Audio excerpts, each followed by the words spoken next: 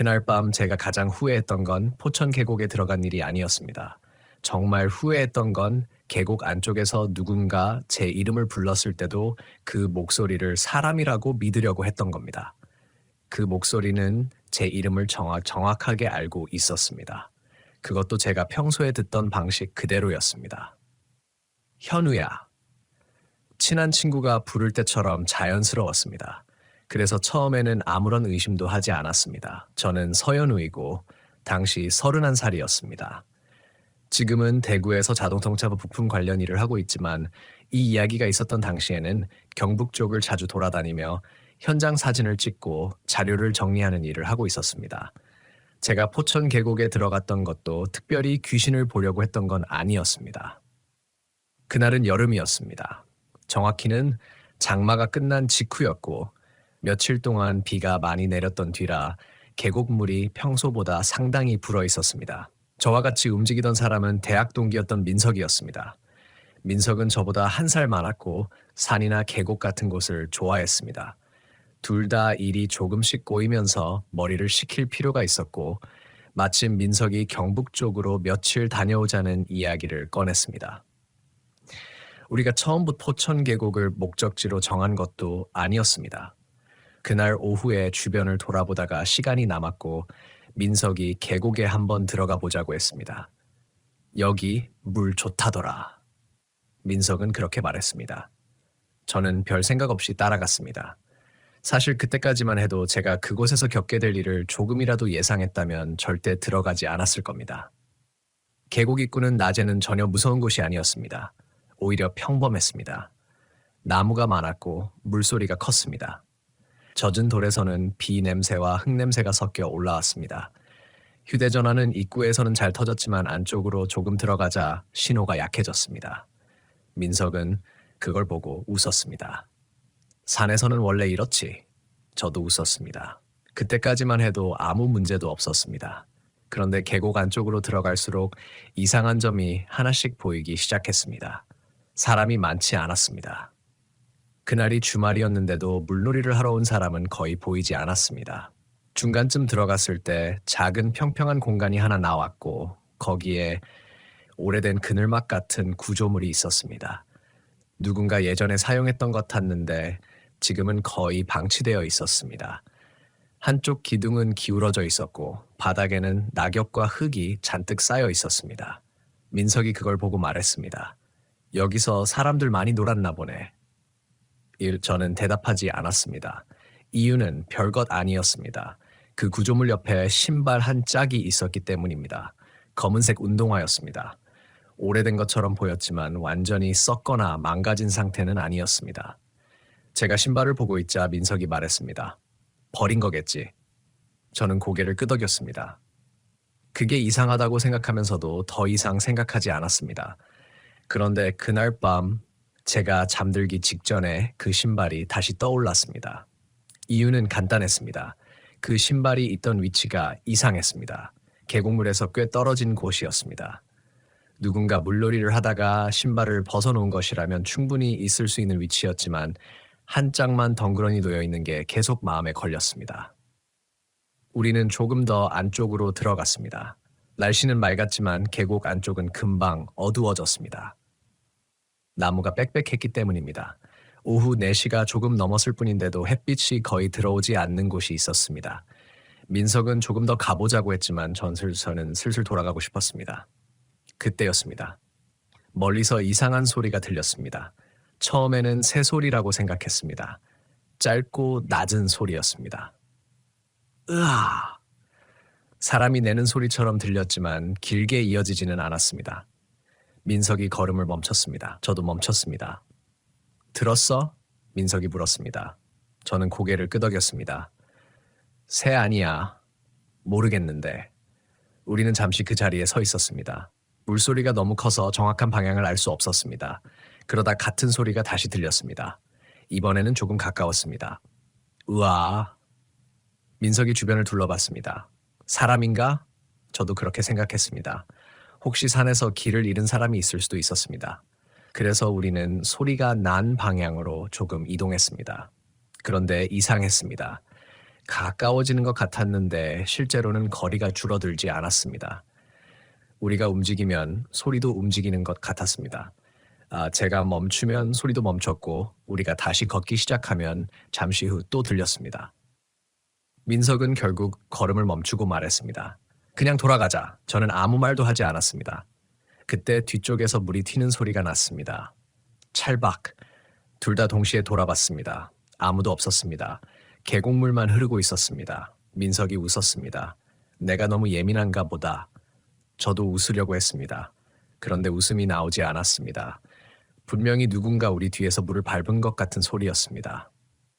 그날은 결국 해가 완전히 지기 전에 계곡을 빠져나왔습니다. 숙소로 돌아온 뒤에도 저는 계속 그 일을 생각했습니다. 하지만 이상한 경험을 했다는 사실을 인정하고 싶지 않았습니다. 피곤해서 그렇게 들었을 수도 있고 산에서는 소리가 이상하게 울리기도 합니다. 특히 계곡은 물소리 때문에 방향 감각이 쉽게 흐려집니다. 저는 그렇게 생각했습니다. 그렇게 생각해야 마음이 편했습니다. 그날 밤 민석과 저는 같은 방을 사용했습니다. 민석은 금방 잠들었습니다. 저는 휴대전화로 사진을 정리하다가 새벽 1시가 조금 넘어서 잠자리에 들었습니다. 그리고 새벽 3시쯤 이상한 소리에 잠에서 깼습니다. 처음에는 물소리인 줄 알았습니다. 그런데 숙소 주변에는 계곡이 없었습니다. 제가 눈을 뜨고 가만히 듣고 있으니 그 소리가 조금씩 선명해졌습니다. 누군가 낮은 목소리로 흐느끼는 소리였습니다. 저는 몸을 움직이지 않았습니다. 민석은 옆에서 자고 있었습니다. 아주 짧게 들렸습니다. 저는 침대에서 몸을 일으켰습니다. 소리는 창문 쪽에서 들리는 것 같았습니다. 커튼은 닫혀 있었습니다. 저는 잠시 고민하다가 커튼을 조금 열었습니다. 밖에는 아무것도 없었습니다. 가로등 아래로 주차된 차들이 보였고 그 뒤로 어두운 산자락이 보였습니다. 그 순간 저는 창문에 비친 제 얼굴을 봤습니다. 그리고 바로 커튼을 닫았습니다. 창문 밖에서 무언가를 본 것은 아니었습니다. 그런데 창문에 비친 제 모습 뒤쪽에 사람처럼 보이는 검은 부분이 잠깐 있었던 것 같았습니다. 다시 확인할 용기는 나지 않았습니다. 저는 침대로 돌아왔습니다. 그리고 아침이 될 때까지 거의 잠들지 못했습니다. 다음날 아침 민석에게 그 이야기를 했더니 그는 한참 동안 아무 말이 없었습니다. 그러다 물었습니다. 너도 들었어? 저는 순간 아무 말도 할 수 없었습니다. 민석이 말했습니다. 새벽에 누가 현우야 하고 부르는 소리 들었어. 그 말을 듣는 순간 등줄기가 서늘해졌습니다. 제가 들은 건 흐느끼는 소리뿐이라고 생각했기 때문입니다. 하지만 민석은 분명히 들었다고 했습니다. 2번 들었어. 처음엔 꿈인 줄 알았는데 2번째는 확실했어. 저는 아무 말도 하지 않았습니다. 그리고 그때 민석이 전날 찍었던 사진을 보여줬습니다. 계곡에서 찍은 사진이었습니다. 여러 장 중 하나를 확대하자 제가 전날 봤던 오래된 그늘막이 화면에 나타났습니다. 그런데 사진 한쪽 구석에 사람이 서 있었습니다. 멀리 있어서 얼굴은 보이지 않았습니다. 회색 옷을 입은 사람처럼 보였습니다. 저는 민석에게 물었습니다. 이거 언제 찍었어? 기억 안 나. 우리 둘 말고 사람이 있었어? 민석은 고개를 저었습니다. 없었어. 그 말을 들은 순간 저는 사진을 다시 자세히 봤습니다. 사람처럼 보이는 형체는 계곡 반대편에 서 있었습니다. 그런데 이상한 점이 하나 있었습니다. 그 위치는 제가 기억하기로는 사람이 서 있을 수 없는 곳이었습니다. 그곳은 바위가 가파르게 내려가는 절벽에 가까웠습니다. 누군가 일부러 그곳에 올라갔다면 가능했겠지만 굳이 올라갈 이유가 없는 장소였습니다. 민석은 사진을 지우자고 했습니다. 저는 처음에는 반대했습니다. 사진이 있으면 오히려 확인할 수 있다고 생각했습니다. 그런데 그날 오후 사진을 다시 열어보니 이상한 일이 생겼습니다. 그 사진만 파일 정보가 사라져 있었습니다. 촬영 시간도 없었고 위치 정보도 없었습니다. 다른 사진들은 전부 정상인데 그 사진 하나만 이상했습니다. 저는 그때 처음으로 어제 계곡에서 들었던 소리를 떠올렸습니다. 그리고 아주 사소하지만 이상한 사실 하나가 생각났습니다. 그날 우리가 처음 들었던 소리는 계곡 안쪽에서 들렸습니다. 그런데 사진 속 사람처럼 보이는 형체는 우리가 빠져나오는 방향과 반대쪽을 바라보고 있었습니다. 마치 우리를 따라온 게 아니라 처음부터 그곳에서 누군가를 기다리고 있었던 것처럼. 그날 우리는 포천 계곡으로 다시 가지 않았습니다. 하지만 이상한 일은 그날부터 시작이었습니다. 집으로 돌아온 뒤 저는 평소처럼 일상으로 돌아가려고 했습니다. 출근하고 밥을 먹고 사람들을 만나고 밤에는 잠을 잤습니다. 그런데 며칠이 지나자 이상한 일이 생겼습니다. 새벽만 되면 물소리가 들렸습니다. 처음에는 배관 소리라고 생각했습니다. 아파트에서 나는 소리는 생각보다 다양했습니다. 윗집에서 물을 쓴 소리일 수도 있었고 에어컨 실외기 소리일 수도 있었습니다. 그런데 어느 날은 확실히 들었습니다. 물이 돌을 때리는 소리였습니다. 찰박, 찰박. 그리고 그 사이에 누군가 숨을 삼키는 듯한 소리가 섞였습니다. 저는 잠에서 깨어 휴대전화 녹음기를 켰습니다. 다음날 들어보니 아무것도 녹음되지 않았습니다. 그날부터 저는 제가 이상해지는 것 같다는 생각을 했습니다. 민석에게 전화를 걸었지만 그는 대수롭지 않게 말했습니다. 시간 지나면 괜찮아질 거야. 그런데 통화를 끝내기 직전에 민석이 조용히 물었습니다. 현우야. 왜? 너 요즘 밤에 창문 열어놔? 아니, 민석은 한참 대답하지 않았습니다. 그럼 됐어. 저는 계속 물었지만 민석은 아무 말도 하지 않았습니다. 며칠 후 직접 만났을 때야 그 이유를 들었습니다. 민석의 집 창문에 물기가 맺혀 있었다고 했습니다. 여름이라 습기가 생길 수도 있는 일이었습니다. 그런데 물기가 맺힌 모양이 이상했습니다. 창문 안쪽에 누군가 손바닥으로 눌렀던 것처럼 손 모양이 남아 있었다고 했습니다. 민석은 그 이야기를 하면서도 믿지 못하겠다는 표정이었습니다. 저도 마찬가지였습니다. 우리는 둘 다 현실적인 사람들이었습니다. 귀신이라는 말을 쉽게 믿는 성격도 아니었습니다. 그래서 오히려 서로에게 계속 설명을 만들어냈습니다. 피곤해서 그렇다. 습기 때문이다. 계곡에서 들었던 소리는 동물이다. 사진 속 형체는 나무 그림자다. 새벽에 들은 이름은 꿈이다. 그렇게 하나씩 이유를 붙였습니다. 그런데 설명할 수 없는 일은 설명을 붙일수록 더 선명해졌습니다. 일주일 정도 지나자 저는 밤에 혼자 있는 게 싫어졌습니다. 그리고 어느 날 퇴근하고 집에 들어왔을 때 현관 바닥에 젖은 흙이 묻어 있는 것을 발견했습니다. 처음에는 제가 신발에 묻혀 온 줄 알았습니다. 하지만 이상했습니다. 그날 저는 비가 오지 않는 날씨에 실내 주차장을 통해 집에 들어왔습니다. 신발 밑창은 깨끗했습니다. 그런데 현관 바닥에는 작은 돌멩이와 젖은 흙이 몇 군데 떨어져 있었습니다. 저는 한동안 그것을 바라봤습니다. 그리고 가장 먼저 든 생각은 포천 계곡이었습니다. 저는 스스로 그 생각을 비웃었습니다. 내가 미쳤나 혼잣말을 하고 바닥을 닦았습니다. 그날 밤에는 아무 일도 없었습니다. 그래서 다음 날부터 조금씩 정상으로 돌아가는 줄 알았습니다. 그런데 사흘 뒤 민석에게서 전화가 왔습니다. 목소리가 이상했습니다. 현우야. 응, 나 그 사진 다시 봤어. 무슨 사진? 포천 계곡. 저는 말없이 기다렸습니다. 민석이 숨을 한번 크게 들이마셨습니다. 사진 속에 있던 사람이 어디를 보고 있었는지 알겠어. 어디? 우리. 저는 아무 말도 하지 못했습니다. 사진 찍은 위치에서 그 사람을 바라보면 얼굴이 안 보여. 그런데 사진을 뒤집어 보면 민석의 말이 끊겼습니다. 뭐가 보여? 한참 뒤 민석이 대답했습니다. 얼굴이 아니라 뒷모습이야. 뭐? 그 사람이 우리를 보고 있었던 게 아니야. 민석의 목소리가 낮아졌습니다. 우리 뒤에 있는 걸 보고 있었어. 그 말을 듣는 순간 저는 아무 이유 없이 등 뒤를 돌아봤습니다. 물론 아무것도 없었습니다. 그런데 그날 이후 저는 한 가지 생각을 떨칠 수 없었습니다. 우리가 계곡에서 들었던 목소리가 정말 우리를 부른 것이었다면 그 목소리는 왜 우리에게 가까워지지 않았던 걸까? 그리고 왜 사진 속 형체는 우리 뒤쪽을 보고 있었던 걸까? 며칠 동안 고민하다가 결국 민석에게 말했습니다. 다시 가보자. 민석은 처음에는 거절했습니다. 저도 왜 그런 말을 했는지 모르겠습니다. 하지만 그때 저는 이상한 집착에 사로잡혀 있었습니다. 무서워서 피하는 것과 확인하지 못해서 두려워하는 것은 달랐습니다.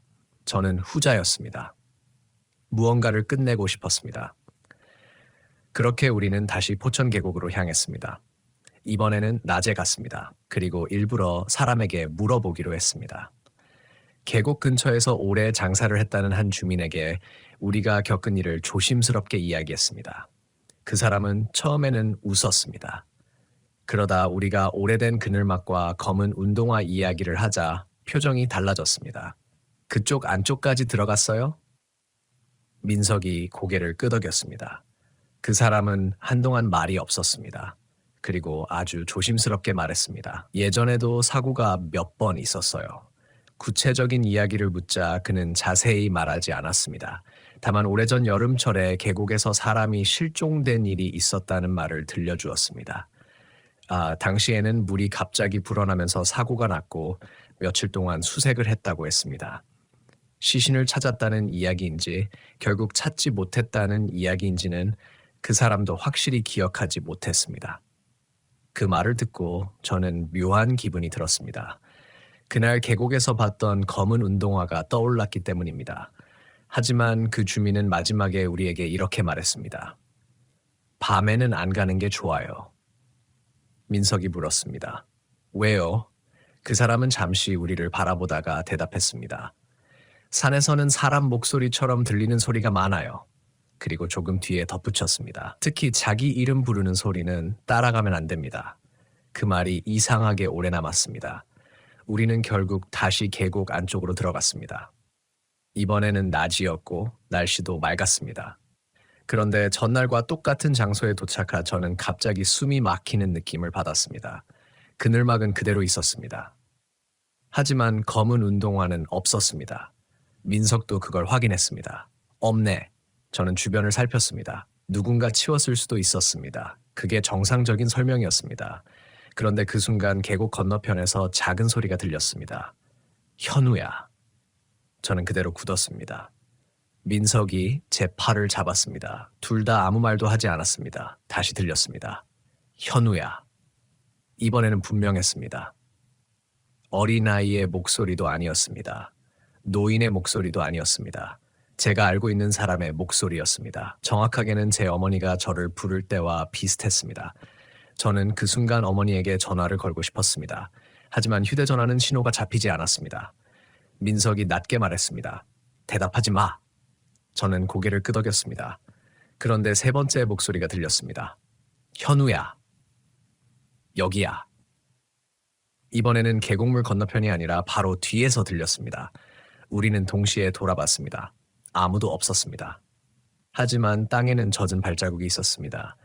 발자국은 물가에서 시작해서 우리가 서 있는 쪽으로 이어져 있었습니다. 그리고 마지막 발자국 하나가 제 발 바로 앞에서 멈춰 있었습니다. 저는 숨을 쉴 수가 없었습니다. 민석이 제 손목을 잡았습니다. 나가! 우리는 뛰기 시작했습니다. 뒤를 돌아보지 않았습니다. 그런데 계곡물 소리 사이로 누군가 계속 우리를 따라오는 소리가 들렸습니다. 찰박!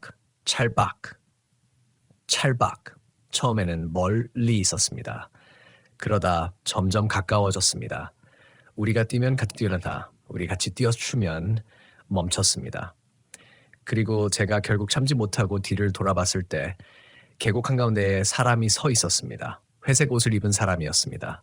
얼굴은 보이지 않았습니다. 그 사람은 우리를 향해 걸어오지 않았습니다. 그저 물속에 서 있었습니다. 그리고 아주 천천히 손을 들었습니다. 저는 그 손이 어디를 가리키는지 처음에는 몰랐습니다. 하지만 민석이 먼저 알아차렸습니다. 뒤. 그가 말했습니다. 우리 뒤를 가리키고 있어. 저는 다시 돌아보지 않았습니다.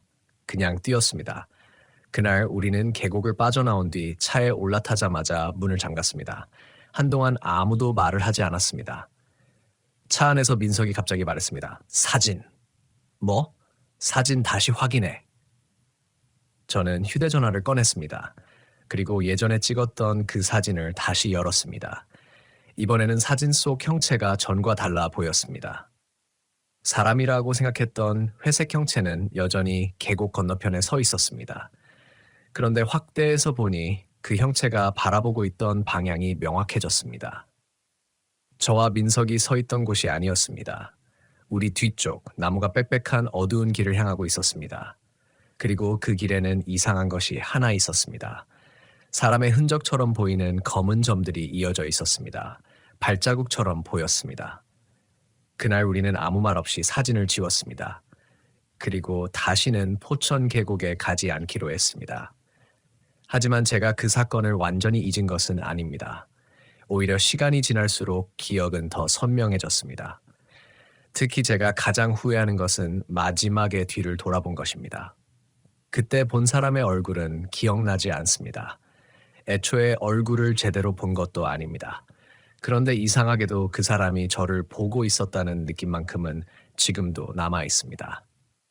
몇 년이 지나 민석과 저는 각자 다른 곳에서 살게 됐습니다. 그 사건에 대해서도 거의 이야기하지 않았습니다.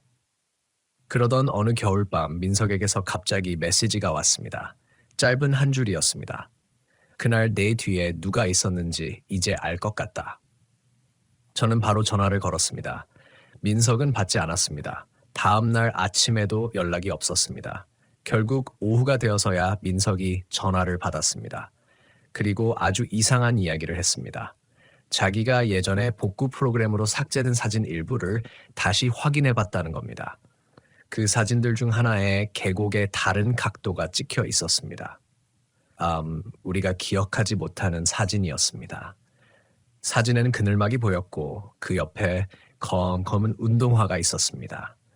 그리고 그 뒤쪽에 사람이 한 명 더 있었습니다. 회색 옷을 입은 사람이었습니다. 하지만 이번에는 사람이 아니라는 걸 바로 알 수 있었습니다. 그 형체는 계곡에 서 있는 것이 아니었습니다. 나무 사이에 서 있었는데 몸의 일부가 나무 뒤에 가려진 것이 아니라 나무를 통과한 것처럼 보였습니다.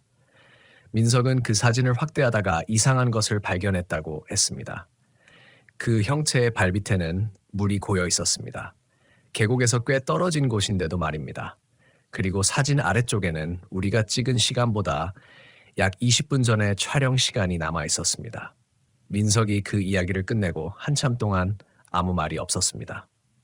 그러다 조용히 말했습니다. 현우야. 응. 그날 우리한테 따라오라고 한 게 아니었어. 저는 대답하지 않았습니다. 처음부터 우리 뒤에 있던 사람을 보라고 한 거였어. 그 말을 듣는 순간 저는 예전에 들었던 주민의 말이 떠올랐습니다. 산에서는 사람 목소리처럼 들리는 소리가 많다. 특히 자기 이름을 부르는 소리는 따라가면 안 된다. 그때는 단순한 경고라고 생각했습니다. 하지만 지금 돌이켜보면 그 말이 왜 그렇게 구체적이었는지 모르겠습니다. 혹시 그곳에서는 우리 말고도 비슷한 일을 겪은 사람이 있었던 걸까요? 아니면 산속에서 길을 잃은 사람이 자신의 이름을 부르는 소리를 들었던 걸까요? 저는 아직도 그걸 설명하지 못합니다. 사실 귀신을 믿느냐고 묻는다면 지금도 선뜻 그렇다고 대답하기 어렵습니다. 그날 우리가 들었던 소리가 동물이었을 가능성도 있습니다. 계곡의 지형 때문에 소리가 왜곡됐을 수도 있습니다. 사진 속 형체 역시 빛과 나무의 그림자가 만들어낸 착시였을 수 있습니다. 젖은 발자국도 누군가 남겨놓은 흔적이었을 수 있습니다. 모든 일에는 현실적인 설명이 있을지도 모릅니다. 저는 오히려 그렇게 믿고 싶습니다. 그런데 한 가지 설명되지 않는 것이 있습니다. 그날 계곡에서 제 이름을 부른 목소리. 그 목소리는 제가 평생 한 번도 가본 적 없는 장소에서 아무에게도 알려주지 않았던 별명으로 저를 불렀습니다. 그리고 그 목소리를 민석도 들었습니다. 그날 이후 저는 산이나 계곡에 혼자 들어가지 않습니다. 특히 비가 많이 온 뒤에는 절대로 깊은 곳까지 들어가지 않습니다. 길이 좋아 보인다고 해서 사람이 다니는 길이라고 생각하지도 않습니다. 통신이 끊기는 곳에서는 더 이상 무리하지 않습니다. 그리고 누군가 제 이름을 부르더라도 먼저 주변을 확인합니다. 그 사람이 실제로 존재하는지, 목소리가 어디에서 오는지, 그리고 무엇보다 내가 그 사람을 따라가야 할 이유가 있는지를 생각합니다. 아마 그게 제가 그 일을 통해 배운 가장 현실적인 교훈일 겁니다. 무서운 이야기를 들으면 사람들은 귀신을 떠올립니다. 하지만 실제로 더 위험한 것은 자신이 듣고 싶은 설명만 믿는 것입니다. 산에서는 작은 실수가 큰 사고로 이어질 수 있습니다. 물은 생각보다 깊고 바위는 생각보다 미끄럽고 해가 지면 익숙한 길도 완전히 달라집니다. 그리고 사람이 공포를 느끼기 시작하면 판단력도 급격히 떨어집니다. 저도 그랬습니다. 그날 우리가 조금만 더 안쪽으로 들어갔다면 어떻게 됐을지 지금도 생각합니다. 혹시 목소리를 따라갔다면, 혹시 사진 속 형체를 확인하려고 접근했다면, 혹시 마지막에 제가 뒤를 돌아보지 않았다면, 그중 무엇이 옳았는지는 지금도 알 수 없습니다. 다만 한 가지는 확실합니다. 그날 이후로 계곡의 물소리를 들을 때마다 저는 잠깐씩 멈춥니다. 물소리 사이에 다른 소리가 섞여 있는지 확인하게 됩니다. 그리고 아주 가끔 아무도 없는 곳에서 제 이름이 들리는 것 같은 순간이 있습니다. 그럴 때마다 저는 대답하지 않습니다. 그냥 지나갑니다. 몇 년 전 어느 여름날 민석에게 마지막으로 한번 그 이야기를 꺼낸 적이 있습니다. 그는 잠시 생각하다가 이렇게 말했습니다. 현우야, 사실 나한테도 아직 하나 남은 게 있어. 저는 무슨 말이냐고 물었습니다. 민석은 대답하지 않고 휴대전화로 사진 한 장을 보내왔습니다. 그날 포천 계곡에서 찍었던 사진은 아니었습니다. 최근에 민석이 집 근처 산책로에서 찍은 사진이라고 했습니다. 사진 속에는 평범한 나무와 산책로가 있었습니다. 사람도 없었습니다. 그런데 사진 한쪽 구석에 회색 옷을 입은 사람이 아주 작게 서 있었습니다. 저는 처음에는 웃었습니다. 이거 합성 아니야? 민석은 아무 말도 하지 않았습니다. 잠시 후 메시지가 하나 더 왔습니다. 사진 찍을 때는 아무도 없었어. 그리고 그 다음 메시지가 왔습니다. 그런데 사진 찍고 집에 돌아와서 보니까 저 사람이 있었어. 저는 한동안 화면을 바라봤습니다. 그 회색 형체가 진짜인지 아닌지는 지금도 모릅니다. 사진의 오류일 수도 있습니다. 누군가 지나간 것일 수도 있습니다. 그저 그림자일 수도 있습니다. 하지만 그 사진을 확대했을 때 저는 아주 이상한 것을 발견했습니다. 회색 형체가 서 있는 방향이 산책로 쪽이 아니었습니다. 사진 밖을 향하고 있었습니다. 마치 누군가를 바라보는 것처럼. 저는 그 뒤로 민석에게 그 사진에 대해 다시 묻지 않았습니다. 그리고 포천 계곡 이야기도 더 이상 하지 않았습니다. 하지만 지금도 여름비가 내린 다음 날이면 가끔 그곳이 생각납니다. 젖은 나무 냄새, 계곡물 냄새, 차가운 돌의 감촉, 그리고 물소리 사이에서 들렸던 목소리. 현우야. 그때 저는 그 목소리가 저를 부르는 줄 알았습니다. 지금은 조금 다르게 생각합니다. 어쩌면 그 목소리는 저를 부른 게 아니었을지도 모릅니다. 어쩌면 제 뒤에 있던 무언가를 알려주려고 했던 것일 수도 있습니다. 혹은 반대로 제가 뒤를 돌아보게 만들려고 했던 것일 수도 있습니다. 어느 쪽인지는 아직도 알 수 없습니다. 다만 그날 이후 제가 확실하게 알게 된 것은 하나입니다.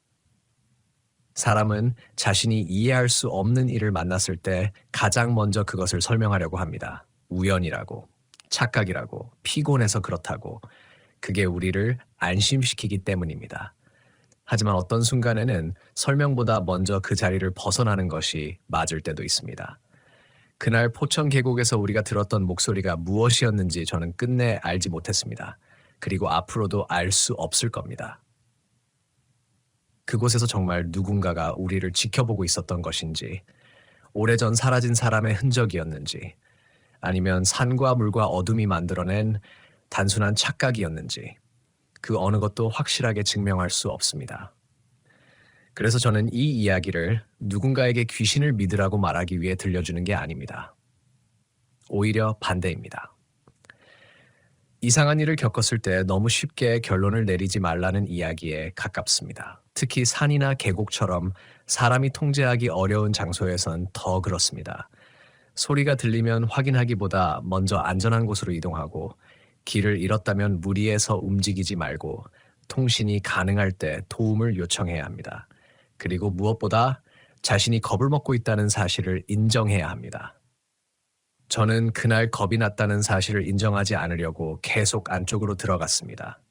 민석 역시 그랬습니다. 우리는 서로에게 괜찮다고 말하면서 더 위험한 곳으로 들어갔습니다. 어쩌면 제가 가장 무서워하는 것은 귀신이 아닙니다. 그때의 제가 지금의 저에게도 가끔 나타난다는 사실입니다. 무서운데도 괜찮은 척하는 사람, 이상한데도 설명할 수 있다고 믿는 사람, 돌아가야 한다는 생각이 들면서도 조금만 더 확인해 보겠다고 말하는 사람. 그 사람이 바로 그날의 저였습니다. 그래서 지금도 계곡을 지나갈 때면 저는 한 번씩 멈춥니다. 물소리를 듣습니다. 주변을 봅니다. 그리고 아무도 없는 곳에서 제 이름이 들리는 것 같으면 절대로 대답하지 않습니다. 그저 돌아갑니다. 뒤를 돌아보지 않고. 그날처럼 누군가가 다시 제 이름을 부르더라도 저는 이제 그 목소리가 누구인지 확인하지 않을 겁니다. 확인하지 않는 것이 때로는 살아남는 방법이라는 것을 저는 그 여름 포천 계곡에서 너무 늦게 배웠으니까요. 그런데 이상하게도 그 이야기를 끝냈다고 생각한 뒤부터 오히려 더 자주 꿈을 꾸기 시작했습니다. 꿈속에서 저는 늘 같은 장소에 서 있었습니다. 포천 계곡 안쪽 오래된 그늘막이 있던 자리였습니다. 낮인지 밤인지 구분할 수 없었습니다. 주변의 나무들은 너무 어두웠고 계곡물은 이상할 정도로 맑았습니다. 물속 바닥까지 훤히 보였지만 아무리 들여다봐도 물이 얼마나 깊은지는 알 수 없었습니다. 꿈속에 저는 항상 그곳에서 누군가를 기다리고 있었습니다. 누구를 기다리는지도 몰랐습니다. 그저 기다려야 한다는 생각만 들었습니다. 그리고 시간이 조금 지나면 계곡 건너편에서 회색 옷을 입은 사람이 나타났습니다. 처음에는 멀리 있었습니다. 얼굴은 보이지 않았습니다. 그 사람은 늘 같은 자리에서 저를 바라보고 있었습니다. 그런데 이상하게도 꿈속에서는 무섭지 않았습니다. 오히려 제가 그 사람에게 미안한 마음을 느꼈습니다. 왜 미안한지는 알 수 없었습니다. 어느 날 꿈속에서 제가 먼저 물었습니다. 왜 나를 부른 거예요? 회색 옷을 입은 사람은 대답하지 않았습니다. 대신 천천히 뒤를 가리켰습니다. 저는 돌아보지 않았습니다. 그 순간 꿈에서 깨어났습니다. 온몸이 땀에 젖어 있었습니다. 침대 옆 시계를 보니 새벽 3시 17분이었습니다. 이상하게도 그 시간만큼은 선명하게 기억났습니다. 저는 물을 마시고 다시 잠을 청했습니다. 그런데 잠들기 직전 아주 작은 소리가 들렸습니다. 현우야. 저는 눈을 떴습니다. 방 안에는 아무도 없었습니다. 창문도 닫혀 있었습니다. 이번에는 착각이라고 생각하지 않았습니다. 분명히 들었습니다. 하지만 저는 대답하지 않았습니다. 한동안 숨도 쉬지 않고 가만히 있었습니다. 그러자 다시 소리가 들렸습니다. 이번에는 조금 더 낮았습니다. 뒤에. 그 다음 말은 들리지 않았습니다. 저는 침대에서 내려오지 않았습니다. 그날 아침까지 불을 켜놓고 있었습니다. 그리고 출근하기 전에 민석에게 전화를 걸었습니다. 민석은 제 이야기를 듣고 한동안 아무 말도 하지 않았습니다. 너도 들었어? 제가 묻자 민석이 되물었습니다. 뭘? 뒤에. 전화기 넘어가 조용해졌습니다. 그리고 민석이 말했습니다. 나도 어제 꿈 꿨어. 저는 아무 말도 하지 않았습니다. 민석은 꿈 내용을 설명했습니다. 자기도 포천 계곡에 있었고 그 회색 옷을 입은 사람이 나타났다고 했습니다. 그런데 자기 꿈에서는 그 사람이 우리를 향해 손짓한 것이 아니라 계곡 아래쪽을 가리켰다고 했습니다. 그리고 그 아래에서 누군가 울고 있었다고 했습니다. 사람이었어? 제가 묻자 민석은 잠시 생각했습니다. 사람 같았는데. 그런데 울음소리가 사람하고 조금 달랐어. 그 말을 듣는 순간 저는 며칠 전까지 애써 잊고 있었던 소리를 떠올렸습니다. 계곡 안쪽에서 처음 들었던 그 이상한 울음소리. 우리는 그것을 동물이라고 생각했습니다. 하지만 민석의 꿈에서는 그 소리가 계속 반복됐다고 했습니다. 으아! 짧고 낮은 소리. 그리고 그 소리가 가까워질 때마다 물속에서 무언가 움직였다고 했습니다. 저는 그 이야기를 듣고도 다시는 포천 계곡에 가지 않겠다고 생각했습니다. 그런데 며칠 후 뜻밖의 연락을 받았습니다. 당시 제가 일하던 곳으로 한 남자가 찾아왔습니다. 나이는 60을 조금 넘긴 정도로 보였습니다. 그는 제가 계곡에서 찍은 사진과 관련된 이야기를 들었다고 했습니다. 저는 처음에는 그가 누구인지 몰랐습니다. 그 남자는 명함도 내밀지 않았습니다. 대신 한참 동안 제 얼굴을 바라보다가 물었습니다. 포천 계곡에 갔었습니까? 저는 순간 대답하지 않았습니다. 왜 물어보시죠? 남자는 잠시 망설이다가 말했습니다.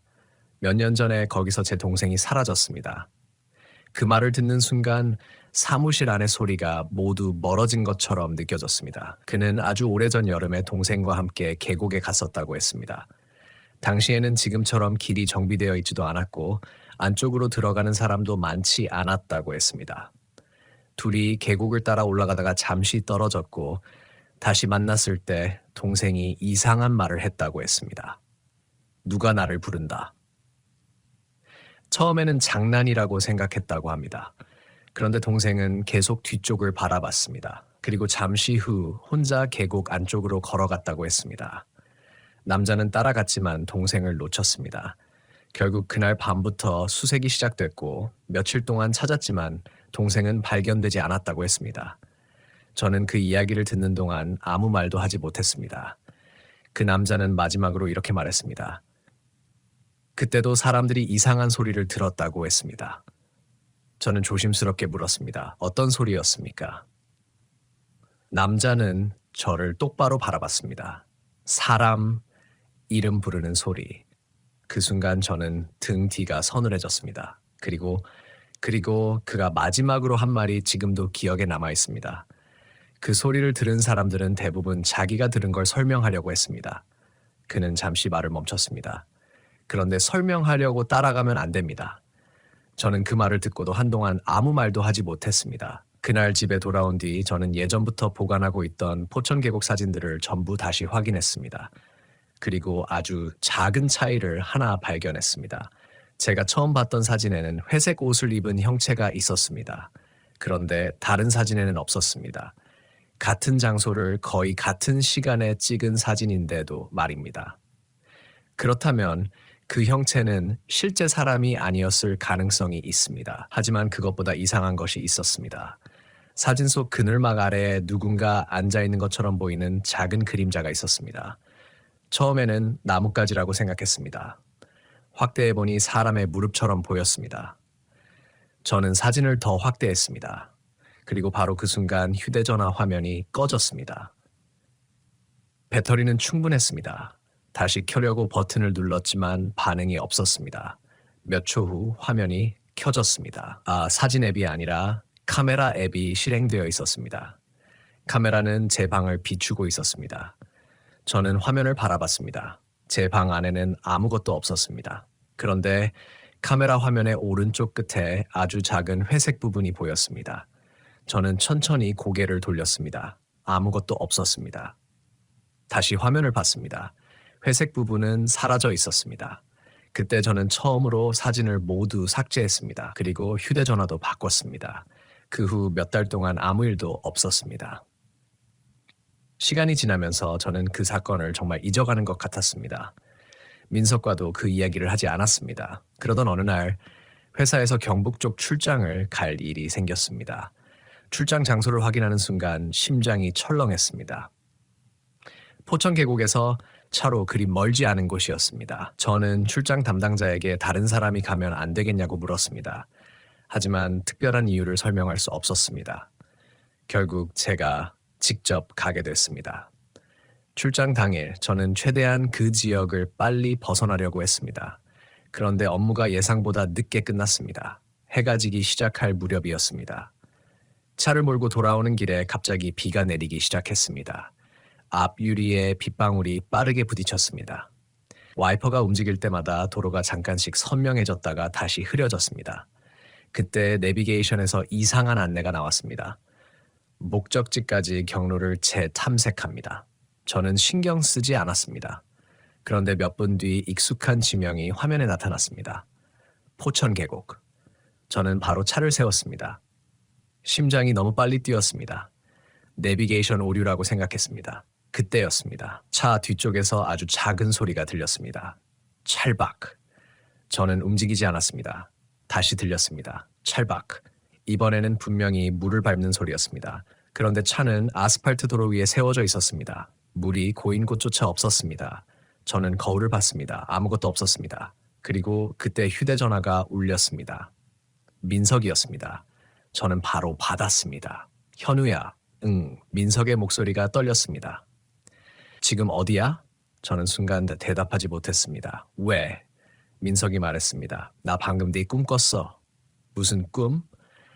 네가 포천 계곡에 다시 들어가는 꿈. 저는 아무 말도 하지 않았습니다.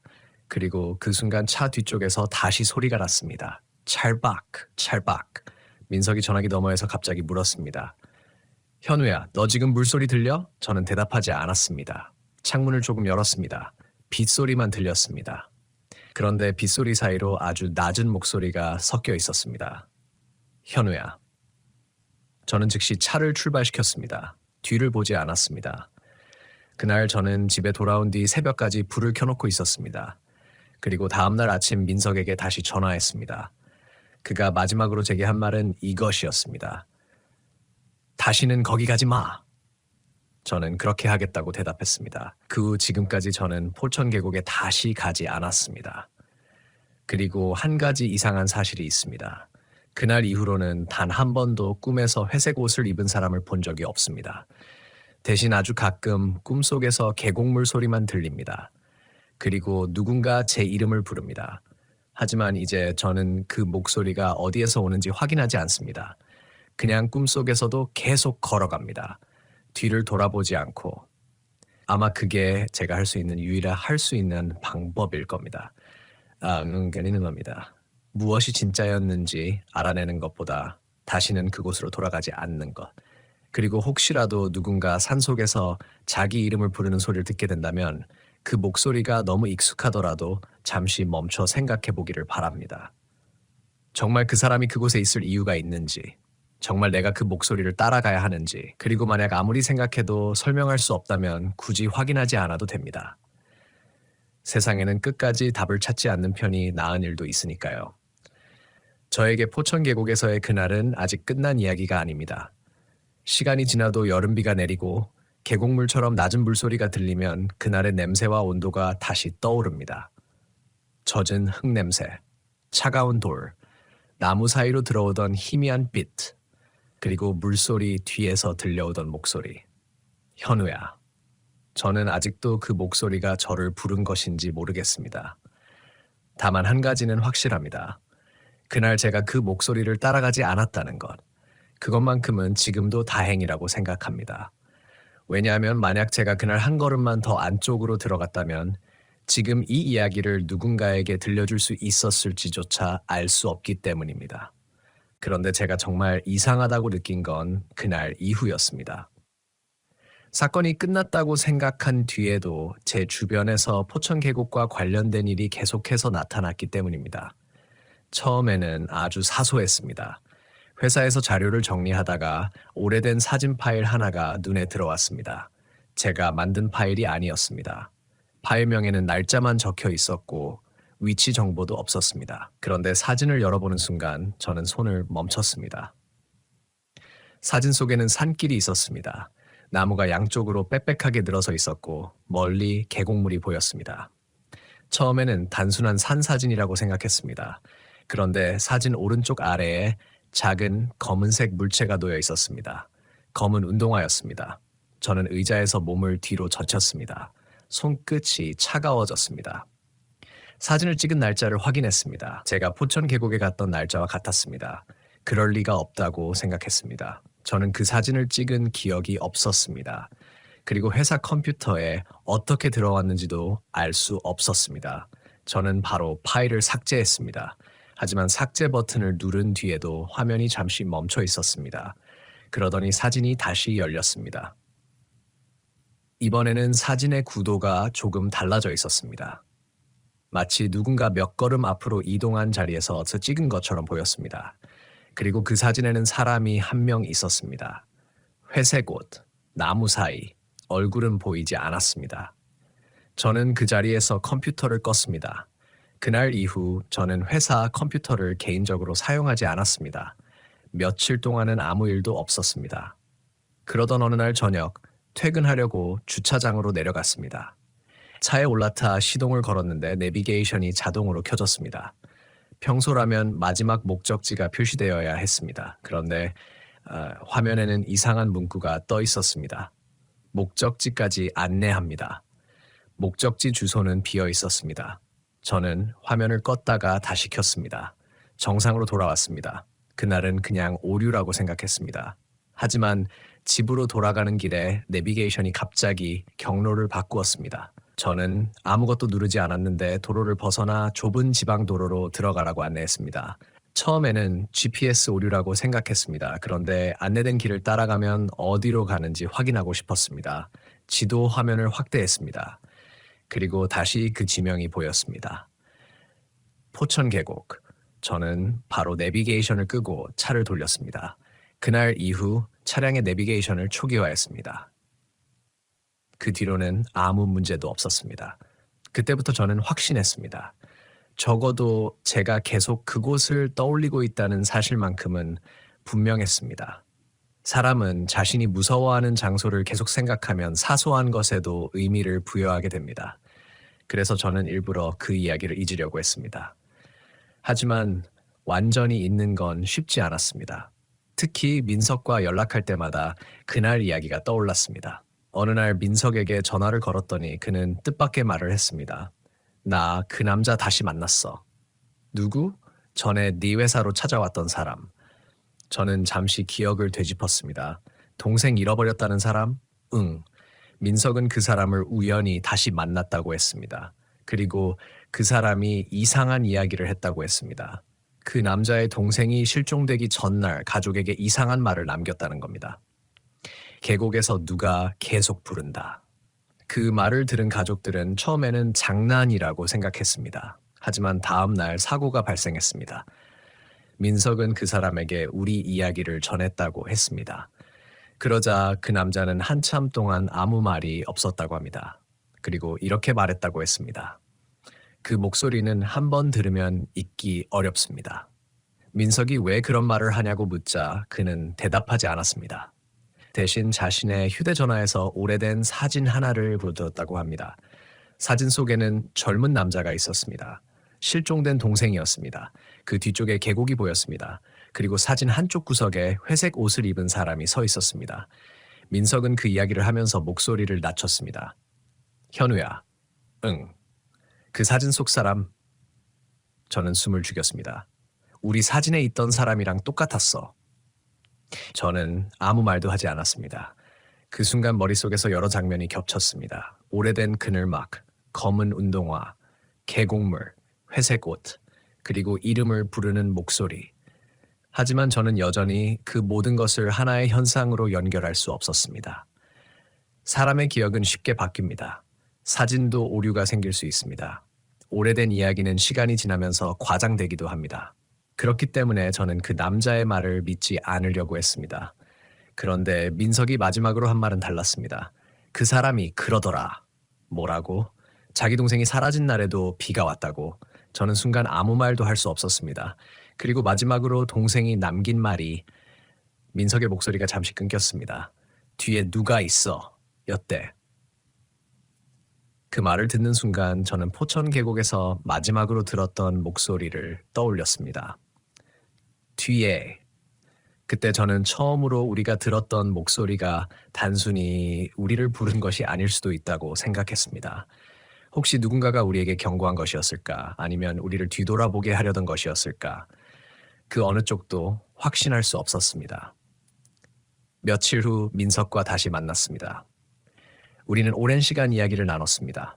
결국 민석이 제게 한 가지 제안을 했습니다. 자료를 한번 찾아보자. 저는 처음에는 망설였습니다.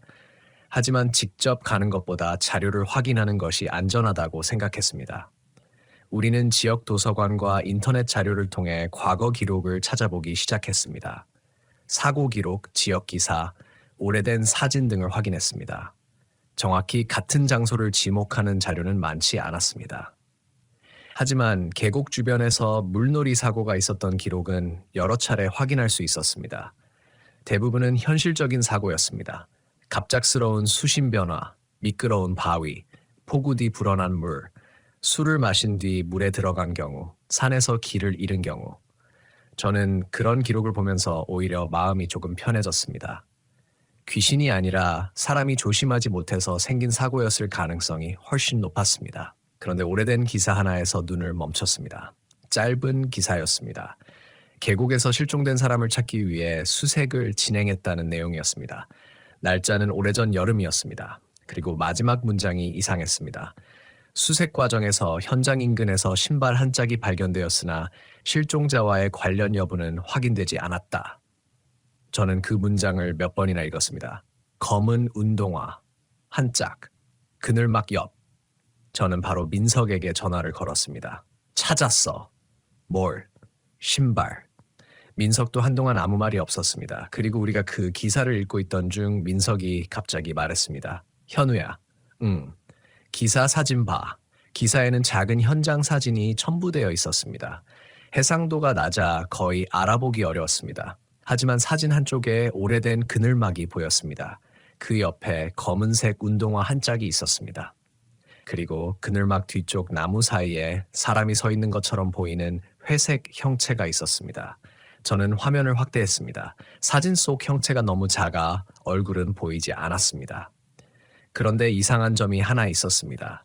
그 사진은 우리가 찍었던 사진과 거의 같은 위치에서 찍힌 것처럼 보였습니다. 다만 수십 년 전의 모습이었습니다. 그날 밤 저는 거의 잠을 이루지 못했습니다. 머릿속에서는 한 가지 생각만 반복됐습니다. 우리가 봤던 것이 정말 과거의 사고와 연결된 것이라면 왜 지금까지도 같은 장소에서 같은 형체가 나타나는 것일까? 그리고 왜 그 형체는 사람을 부르는 것처럼 보였을까? 그 질문에 대한 답을 찾으려고 하면 할수록 더 이상한 생각이 들었습니다. 혹시 그곳에서 사라진 사람들은 모두 같은 소리를 들었던 것이 아닐까? 혹시 누군가가 그 목소리를 따라가면서 사고가 발생했던 것이라면, 그렇다면 우리가 들었던 목소리는 단순한 환청이 아니었을 수도 있었습니다. 하지만 그 생각을 끝까지 밀어붙이는 순간 저는 더 이상 평범한 현실로 돌아올 수 없다는 느낌이 들었습니다. 그래서 저는 자료를 모두 덮었습니다. 그리고 다시는 확인하지 않기로 했습니다. 그런데 며칠 후 제가 생각지도 못한 일이 일어났습니다. 민석에게서 연락이 왔습니다. 이번에는 목소리가 아니라 사진 한 장이었습니다. 사진에는 포천 계곡이 아니라 민석의 집 현관이 찍혀 있었습니다. 현관문은 닫혀 있었습니다. 그 앞에 아무도 없었습니다. 그런데 문 앞 바닥에 젖은 흙이 묻어 있었습니다. 그리고 흙 위에 작은 발자국이 하나 찍혀 있었습니다. 민석이 메시지를 보냈습니다. 방금 찍은 거야. 저는 물었습니다. 누가 왔어? 민석은 대답했습니다. 아무도 안 왔어. 그리고 몇 초 뒤 메시지가 하나 더 왔습니다. 근데 문 두드리는 소리를 들었어. 저는 바로 전화를 걸었습니다. 민석은 받지 않았습니다. 몇 분 뒤 다시 전화했지만 역시 받지 않았습니다. 그리고 그날 밤 11시가 조금 넘어서 민석에게서 전화가 왔습니다. 목소리가 너무 낮았습니다. 현우야. 어디야? 집. 문 열지 마. 안 열었어. 그럼? 민석이 숨을 삼켰습니다. 밖에서 계속 내 이름을 불러. 저는 아무 말도 하지 못했습니다. 현우야. 그 목소리가 전화기 너머에서 들렸습니다. 민석의 목소리가 아니었습니다. 저는 그대로 얼어붙었습니다. 전화기 너머에서 누군가 제 이름을 부르고 있었습니다. 그리고 그 목소리는 너무 익숙했습니다. 제 어머니의 목소리와 똑같았습니다. 민석도 들은 것 같았습니다. 그가 떨리는 목소리로 말했습니다. 내가 문 안 열었어.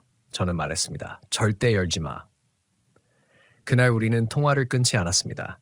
민석은 집안에서 가만히 기다렸고 저는 전화기 너머에서 들려오는 소리를 들었습니다. 한동안 아무것도 없었습니다. 그러다 다시 들렸습니다. 현우야. 이번엔 아주 가까웠습니다. 마치 전화기 바로 옆에서 누군가 속삭이는 것 같았습니다. 저는 순간 휴대전화를 귀에서 떼었습니다. 민석이 물었습니다. 들었어? 응. 누구 목소리 같아? 저는 대답하지 않았습니다. 민석이 먼저 말했습니다. 내 어머니 같아. 그 순간 저는 숨이 막혔습니다. 저는 어머니에게 그날 아무 이야기도 하지 않았습니다. 민석도 어머니 목소리를 제대로 들은 적이 거의 없었습니다. 그런데 왜 그 목소리를 들은 걸까요? 그날 새벽 2시가 넘어서야 모든 소리가 멈췄습니다.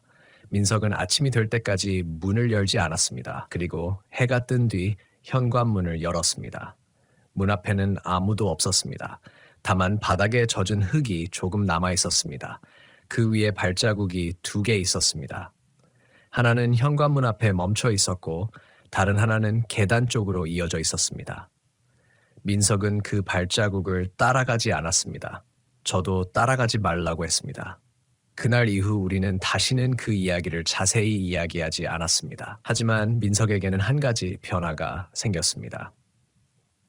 밤이 되면 현관문을 여러 번 확인하게 된 겁니다. 저 역시 마찬가지였습니다. 그리고 저는 한 가지 사실을 깨달았습니다. 그 사건에서 가장 무서운 순간은 계곡 안쪽에서 회색 옷을 입은 사람을 봤을 때가 아니었습니다. 가장 무서운 순간은 아무것도 없는 일상적인 공간에서 그날의 목소리를 다시 들었을 때였습니다. 산속에서는 모든 것이 이상해 보일 수 있습니다.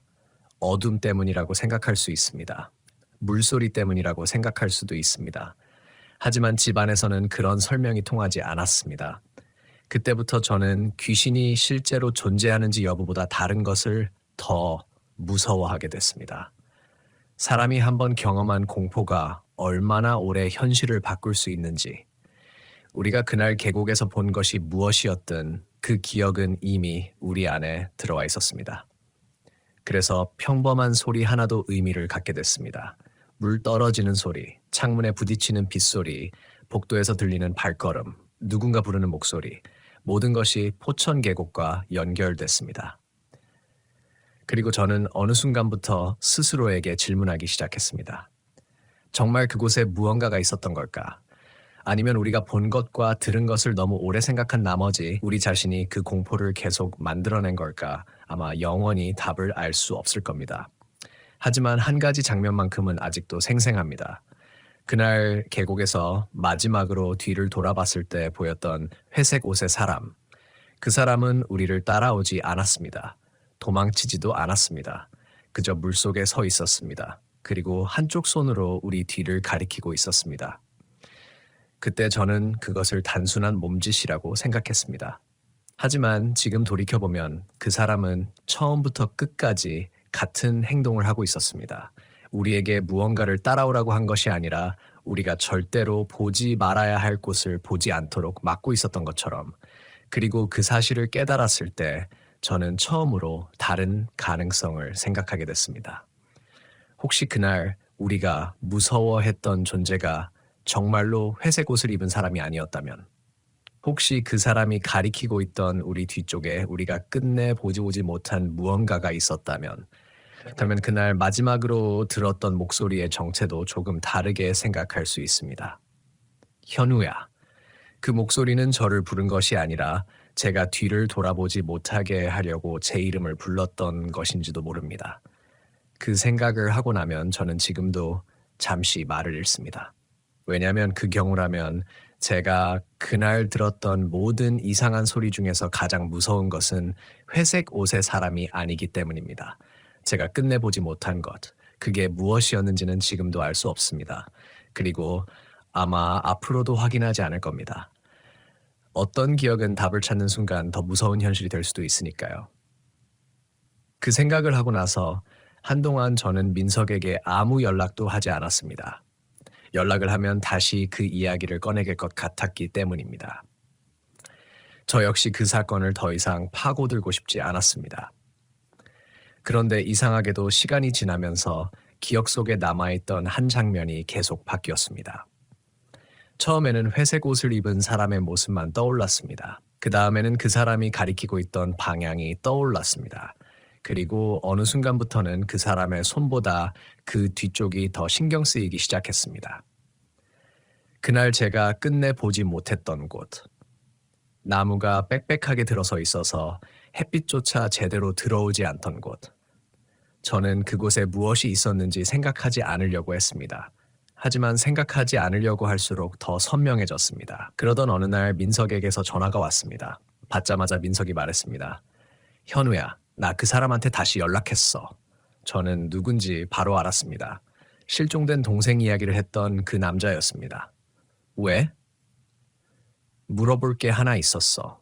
민석의 목소리는 평소보다 조심스러웠습니다. 그 사람이 예전에 수색할 때 찍었던 사진이 있대. 저는 아무 말도 하지 않았습니다. 그리고 그 사진에 이상한 게 하나 있었대. 뭔데? 실종자가 사라진 장소에서 조금 떨어진 곳에 발자국이 있었다는 거야. 저는 물었습니다. 사람 발자국? 응. 그럼 그냥 사람 발자국이잖아. 문제는 그 발자국이 물에서 시작됐다는 거야. 저는 순간 말문이 막혔습니다. 민석은 계속했습니다. 물속에서 나와서 산길 쪽으로 이어진 발자국. 저는 그 이야기를 듣고도 현실적인 설명을 찾으려고 했습니다. 누군가 물을 건너왔을 수도 있습니다. 수색대원이었을 수도 있습니다. 사고가 발생한 뒤 다른 사람이 지나갔을 수도 있습니다. 하지만 민석은 마지막에 이상한 말을 했습니다. 그 발자국이 어디에서 끝났는지 알아? 저는 대답하지 않았습니다. 그늘막 앞이래. 그 순간 저는 전날 밤부터 계속 떠올랐던 검은 운동화를 생각했습니다. 한 짝뿐이었던 운동화. 그늘막. 그리고 물에서 시작해 그곳까지 이어졌다는 발자국. 모든 것이 너무 정확하게 맞아떨어지는 것 같았습니다. 하지만 저는 민석에게 더 이상 확인하지 말자고 했습니다. 그만하자. 현우야. 진짜 그만하자. 민석도 잠시 조용했습니다. 그래. 그렇게 통화를 끝냈습니다. 그날 밤 저는 평소보다 일찍 잠자리에 들었습니다. 그런데 새벽 3시쯤 다시 잠에서 깼습니다. 방 안은 어두웠습니다. 창문 밖에서 비가 내리고 있었습니다.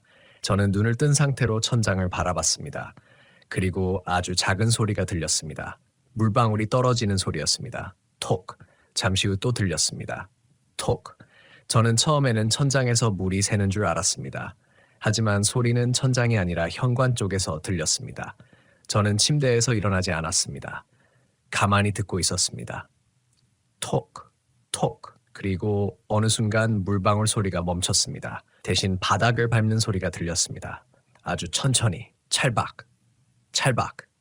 저는 온몸이 굳었습니다. 현관문은 잠겨 있었습니다. 누군가 들어올 수 있는 상황이 아니었습니다. 그런데 발소리는 점점 안쪽으로 들어왔습니다. 거실을 지나고 있는 것처럼 들렸습니다. 찰박, 찰박. 그리고 제 방문 앞에서 멈췄습니다. 저는 숨을 죽였습니다.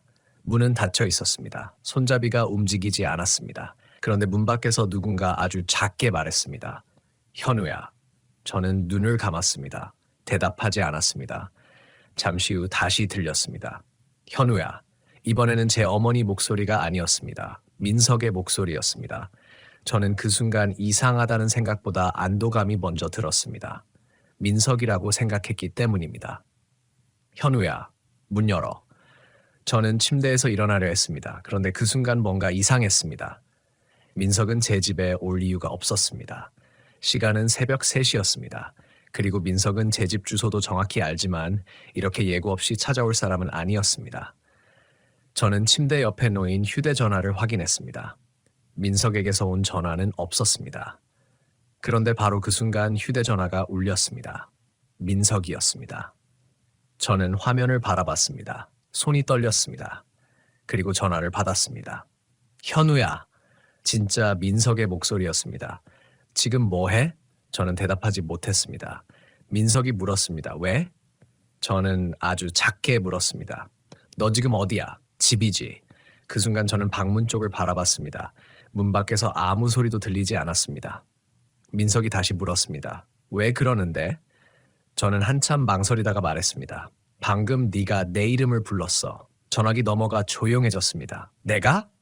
응, 탑. 민석이 숨을 삼키는 소리가 들렸습니다. 현우야. 응, 나 지금 혼자야. 저는 아무 말도 하지 않았습니다. 민석이 천천히 말했습니다. 그리고 나 방금 내 이름 부른 적 없어.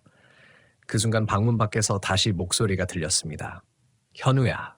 이번에는 분명히 들렸습니다. 민석도 전화기 너머에서 그 소리를 들은 것 같았습니다. 그가 갑자기 숨을 죽였습니다. 너도 들었어? 저는 대답했습니다. 응. 민석의 목소리가 떨렸습니다. 문 열지 마. 안 열어. 절대로. 우리는 통화를 끊지 않았습니다. 그 뒤로 약 10분 동안 아무 일도 없었습니다. 문 밖의 소리도 사라졌습니다. 저는 조금씩 긴장을 풀었습니다. 그러다 민석이 갑자기 말했습니다. 현우야. 왜? 나 방금 내 집 현관문 소리 들었어. 저는 순간 몸을 굳혔습니다. 무슨 소리? 문 여는 소리. 저는 바로 현관 쪽을 바라봤습니다. 핫핫 현관문은 닫혀 있었습니다. 그런데 민석이 말했습니다. 네가 지금 문 열었어? 아니. 확실해? 확실해. 민석은 아무 말도 하지 않았습니다. 그리고 아주 낮은 목소리로 말했습니다. 그럼 누가 들어간 거야? 그 말을 듣는 순간 저는 침대에서 일어나 현관으로 갈 생각을 했습니다. 하지만 가지 않았습니다. 문 밖으로 나가는 순간 정말 무언가를 보게 될 것 같았습니다. 그래서 그대로 침대에 앉아 있었습니다. 얼마 후 바깥에서 발소리가 다시 들렸습니다. 이번에는 제 방에서 멀어지는 방향이었습니다. 찰박, 찰박. 그리고 현관문이 열리는 소리가 들렸습니다. 하지만 이상하게도 문이 열리는 소리는 들렸는데 닫히는 소리는 들리지 않았습니다. 저는 민석에게 속삭였습니다. 지금 나간 것 같아. 민석이 대답했습니다. 나가지 마. 응, 아침까지 기다려. 그날 우리는 새벽이 밝을 때까지 통화를 유지했습니다.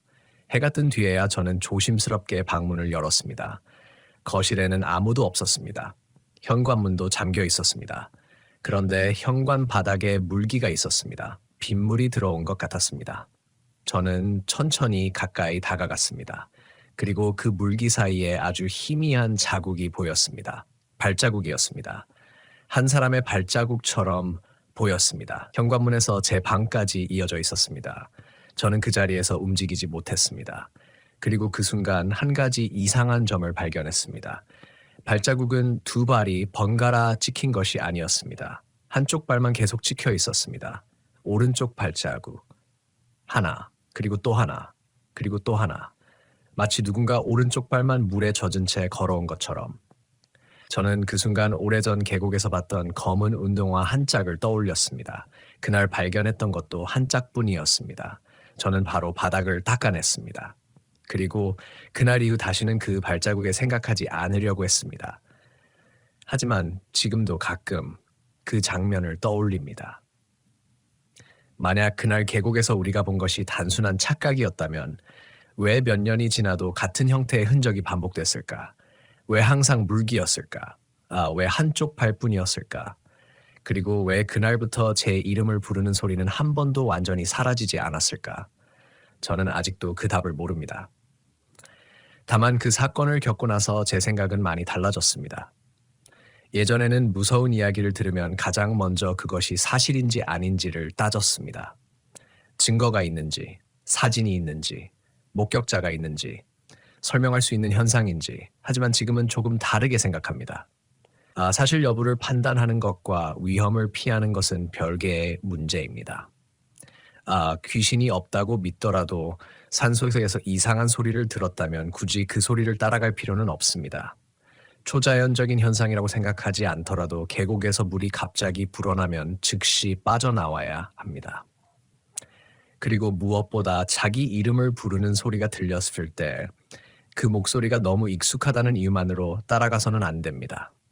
그게 사람이라면 결국 다시 만날 수 있습니다. 하지만 사람이 아니라면 그곳에서 확인할 필요가 없습니다. 저는 아직도 포천계곡을 생각하면 그 회색 옷의 사람을 떠올립니다. 그 사람이 귀신이었는지 아닌지는 모르겠습니다. 오래전 실종자였는지도 모릅니다. 혹은 아무 의미 없는 그림자였을 수도 있습니다. 하지만 한 가지는 확실합니다. 그 사람이 손으로 가리켰던 방향에는 제가 끝내 보지 못한 무언가가 있었습니다. 그리고 저는 지금도 그게 무엇이었는지 알고 싶지 않습니다. 가끔 사람들은 저에게 묻습니다. 그럼 아직도 귀신을 믿느냐고. 저는 그 질문에 쉽게 대답하지 못합니다. 제가 믿게 된 것은 귀신이 아니라 사람이 설명할 수 없는 순간에 느끼는 그 본능적인 경고입니다. 몸이 먼저 위험하다고 말하는 순간, 이유는 없는데 돌아가고 싶은 순간, 누군가 내 이름을 부른 것 같지만 대답하면 안 될 것 같은 순간. 예전에 저는 그런 감정을 무시했습니다. 겁이 많아 보이고 싶지 않았기 때문입니다. 하지만 이제는 다릅니다. 겁이 난다면 멈춥니다. 이상하다면 돌아갑니다. 확인하지 않아도 되는 것은 확인하지 않습니다. 그날 포천 계곡에서 제가 배운 가장 현실적인 교훈은 그것입니다. 모든 이상한 일이 귀신 때문일 필요는 없습니다. 하지만 모든 이상한 일을 끝까지 확인해야 하는 것도 아닙니다. 그리고 어떤 장소에서는 돌아서는 순간이 가장 현명한 선택일 수도 있습니다. 저는 아직도 여름비가 내리는 날이면 계곡물이 불어나는 모습을 떠올립니다. 그리고 그 물소리 사이에서 아주 낮게 들리던 목소리를 기억합니다. 현우야. 그 목소리가 누구였는지는 끝내 알 수 없습니다. 다만 지금도 그 목소리를 들으면 저는 대답하지 않습니다. 그냥 걸음을 멈추고 주변을 확인합니다. 그리고 아무것도 보이지 않는다면 그대로 돌아갑니다. 뒤를 돌아보지 않고.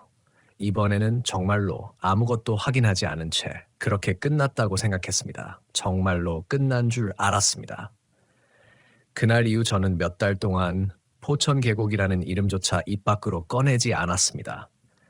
민석과도 일부러 연락을 줄였습니다. 서로의 기억을 건드리지 않는 게 좋겠다고 생각했기 때문입니다. 그런데 사람 마음이라는 게 이상했습니다. 무서운 일을 잊으려고 하면 할수록 오히려 기억은 더 구체적으로 남았습니다. 저는 그날의 모든 장면을 떠올리지 않으려고 했지만 이상하게도 한 가지 장면만 계속 머릿속에 남았습니다. 회색 옷을 입은 사람이 물속에 서 있던 모습, 그리고 그 사람이 손을 들어 제가 아닌 제 뒤쪽을 가리키던 모습. 처음에는 그 행동을 경고라고 생각했습니다. 그런데 시간이 지나면서 다른 생각이 들기 시작했습니다. 혹시 그 사람이 가리킨 곳에 정말 무언가가 있었던 건 아닐까? 그렇다면 왜 저는 그것을 보지 못했을까? 그때 뒤를 돌아보지 않았다면 지금까지도 그 사실을 모른 채 살았을 겁니다. 어쩌면 그게 다행인지도 모릅니다. 그런데 사건이 있은 지 거의 1년이 지난 어느 날 뜻밖의 연락을 받았습니다. 민석이 아니었습니다. 그날 우리에게 포천 계곡 이야기를 해줬던 나이가 많던 주민이었습니다. 그는 전화로 아주 짧게 말했습니다. 혹시 아직 그날 일을 기억하고 있습니까? 저는 순간 아무 말도 하지 못했습니다. 왜 그러세요? 그때 두 분이 찍었다는 사진을 다시 한번 보고 싶습니다. 저는 사진이 모두 삭제됐다고 말했습니다. 그러자 그는 잠시 침묵하다가 말했습니다. 그럼 다행입니다. 무슨 말씀이세요? 사진은 남겨두지 않는 게 좋습니다. 그 말을 듣는 순간 이상한 느낌이 들었습니다. 그는 제가 무슨 사진을 찍었는지 알고 있었습니다. 하지만 제가 그에게 사진을 보여준 적은 없었습니다. 저는 조심스럽게 물었습니다. 그 사진을 보신 적이 있으세요? 그는 대답하지 않았습니다. 대신 한참 후에 이렇게 말했습니다. 예전에도 비슷한 사진을 본 적이 있습니다. 그게 마지막이었습니다. 그는 더 이상 설명하지 않았고 저는 전화를 끊었습니다. 그날 밤 저는 한참 동안 생각했습니다. 왜 그 사람이 사진 이야기를 꺼냈을까? 그리고 왜 사진을 남겨두지 않는 게 좋다고 했을까? 결국 저는 민석에게 전화를 걸었습니다. 그런데 민석은 처음부터 이상한 반응을 보였습니다. 그 사람이 너한테도 전화했어? 저는 순간 말을 잃었습니다. 너한테도? 어제. 뭐라고 했어? 민석은 잠시 침묵했습니다. 사진을 없앴냐고 물었어. 저는 소름이 돋았습니다. 너는 뭐라고 했어? 없앴다고 했지. 그랬더니 민석은 낮게 말했습니다. 잘했다고 하더라. 그날 우리는 처음으로 그 사람에 대해 이야기했습니다. 그는 예전에 포천 계곡 주변에서 오래 살았고 사고가 있었을 때마다 수색이나 현장 정리를 도왔던 사람이었습니다. 그리고 민석이 알아본 바로는 그가 이야기했던 실종 사고가 한 번이 아니었습니다. 비슷한 장소에서 여러 해에 걸쳐 사고가 있었다고 했습니다. 하지만 기록에는 각각 다른 원인이 적혀 있었습니다. 급류, 실족, 탈진, 길을 잃음, 대부분 현실적인 이유였습니다. 이상한 점은 사고가 난 사람들이 마지막으로 했다는 말이 비슷했다는 것이었습니다. 누군가가 자신을 부른다는 것, 그리고 뒤에 사람이 있다는 것. 민석이 그 사실을 말했을 때 저는 한동안 아무 말도 하지 않았습니다. 그 이야기가 사실이라면 우리가 겪은 일도 완전히 우연이라고만 생각하기 어려웠습니다. 하지만 저는 여전히 하나의 설명을 붙이려고 했습니다. 사람이 깊은 산속에서 혼자 있으면 외부 자극을 과도하게 해석할 수 있습니다. 물소리는 사람 목소리처럼 들릴 수 있습니다. 나무가 흔들리는 모습은 사람처럼 보일 수 있습니다. 그리고 공포에 빠진 사람은 자신이 기대하는 것을 실제로 봤다고 믿을 수도 있습니다. 저는 그렇게 생각했습니다. 그게 가장 합리적인 설명이었습니다. 하지만 민석은 마지막으로 아주 이상한 사실 하나를 이야기했습니다. 그 주민이 그러더라. 뭐라고? 예전에 실종된 사람들 중 일부는 사고 전에 자기 가족 목소리를 들었다고 했대. 저는 말없이 전화를 들고 있었습니다. 그리고 그 사람들은 대부분 그 목소리를 따라갔대. 그 순간 저는 제 어머니 목소리를 떠올렸습니다. 계곡에서 들었던 목소리, 그리고 몇 달 뒤 집에서 들었던 목소리. 그것이 정말 같은 것이었는지 확인할 방법은 없습니다. 하지만 저는 그날 이후 가족에게도 한 가지 부탁을 했습니다. 제가 어디에 있든 갑자기 제 이름을 부르는 방식으로 저를 찾지 말아 달라고. 이상한 부탁처럼 들렸을 겁니다. 그래도 그렇게 했습니다. 그리고 시간이 흘렀습니다. 결혼을 하고 아이가 생기고 회사도 옮겼습니다. 일상은 계속됐습니다. 포천계곡 이야기는 조금씩 제 기억에서 멀어졌습니다. 그러던 어느 여름날이었습니다. 아이가 아직 어렸을 때라 가족과 함께 시골에 다녀오는 길이었습니다. 차 안에서 아이가 잠들어 있었고 아내는 조수석에서 휴대전화를 보고 있었습니다. 저는 빗길을 천천히 운전하고 있었습니다. 그때 뒷좌석에서 아이가 갑자기 말했습니다. 아빠. 응? 저기 아저씨 있어. 저는 순간 심장이 내려앉았습니다. 하지만 운전 중이었기 때문에 바로 뒤를 돌아볼 수 없었습니다. 어디? 아이가 손가락으로 뒷유리 쪽을 가리켰습니다. 저기. 아내가 뒤를 돌아봤습니다. 아무도 없는데? 아이도 잠시 가만히 있었습니다. 그러다 말했습니다. 방금 있었는데. 저는 아무 말도 하지 않았습니다. 그날 집에 돌아와서도 그 말을 잊지 못했습니다. 아이에게 다시 물어볼까 했지만 그러지 않았습니다. 괜히 기억을 심어주고 싶지 않았습니다. 그런데 며칠 후 아이가 그림을 그리다가 이상한 그림 하나를 그렸습니다. 나무가 여러 그루 있었고 가운데에 물이 흐르고 있었습니다. 그리고 물 옆에 사람이 한 명 서 있었습니다. 회색으로 칠해진 사람이었습니다. 저는 아무 말도 하지 않았습니다. 아이가 그 사람을 가리키며 말했습니다. 이 아저씨가 아빠 찾았어. 저는 그 순간 손에 들고 있던 컵을 놓칠 뻔했습니다. 뭐라고? 아빠 찾았어. 어디서? 아이는 잠시 생각하더니 대답했습니다. 물 있는데. 저는 그날 밤 아내에게 아무 이야기도 하지 않았습니다. 그 그림도 버리지 않았습니다. 그냥 서랍 안에 넣어두었습니다. 그리고 지금까지 가지고 있습니다. 아이가 실제로 무언가를 본 것인지 제가 과거의 기억 때문에 그 그림의 의미를 부여한 것인지 알 수 없습니다. 어쩌면 아이는 단순히 제가 예전에 찍어둔 사진을 본 기억을 바탕으로 그렸을 수도 있습니다. 하지만 저는 그 그림을 볼 때마다 이상하게 마음이 불편합니다. 왜냐하면 아이가 그린 사람의 자세가 제가 기억하는 회색 옷의 사람과 너무 비슷하기 때문입니다. 한쪽 손을 들고 있었습니다. 그리고 그 손은 뒤쪽을 가리키고 있었습니다. 저는 그 그림을 보고 한참 동안 생각했습니다. 혹시 그날의 사건이 제 기억 속에서 너무 커져버린 것은 아닐까? 혹시 제가 이후에 들었던 모든 소리와 장면에 같은 의미를 더 씌운 것은 아닐까? 그렇게 생각하면 많은 것이 설명됩니다. 사람은 한번 무서운 경험을 하면 비슷한 자극을 같은 방식으로 받아들입니다. 그래서 평범한 소리도 무섭게 들립니다. 평범한 그림자도 사람처럼 보입니다. 어쩌면 제가 그동안 겪었던 일 중 상당수는 그런 심리적인 영향이었을지도 모릅니다. 그렇게 생각하는 것이 가장 편했습니다. 그리고 저는 이제 정말로 그 사건을 요구했습니다. 그러던 어느 날 민석에게서 마지막 연락이 왔습니다. 그는 아무런 설명 없이 사진 하나를 보냈습니다. 낡은 종이 사진을 휴대전화로 찍은 것이었습니다. 사진에는 포천 계곡의 오래된 모습이 담겨 있었습니다. 사진 속에는 젊은 남자 2명이 있었습니다. 그리고 뒤쪽으로 계곡물이 흐르고 있었습니다. 사진 아래에는 손글씨가 적혀 있었습니다. 날짜와 이름. 민석은 한참 후에 메시지를 하나 더 보냈습니다. 이 사진, 그 남자가 가지고 있던 거래. 저는 사진을 확대했습니다. 그리고 그대로 굳어버렸습니다. 사진 속 2 남자 중 한 명의 뒤쪽에 회색 형체가 서 있었습니다. 이번에는 형체가 훨씬 가까웠습니다. 얼굴은 여전히 보이지 않았습니다. 하지만 한쪽 손을 들고 있었습니다. 그리고 그 손은 사진을 찍은 사람의 뒤쪽을 가리키고 있었습니다. 저는 사진을 한참 바라봤습니다. 그리고 그 순간 이상하게도 무섭지 않았습니다. 오히려 마음이 조용해졌습니다. 그 사람이 무엇을 가리키고 있는지 이제는 조금 알 것 같았기 때문입니다. 사진 속 2 사람의 뒤에는 아무것도 없었습니다. 나무뿐이었습니다. 그런데 사진의 가장자리, 나무 사이에 아주 작은 검은 공간이 있었습니다.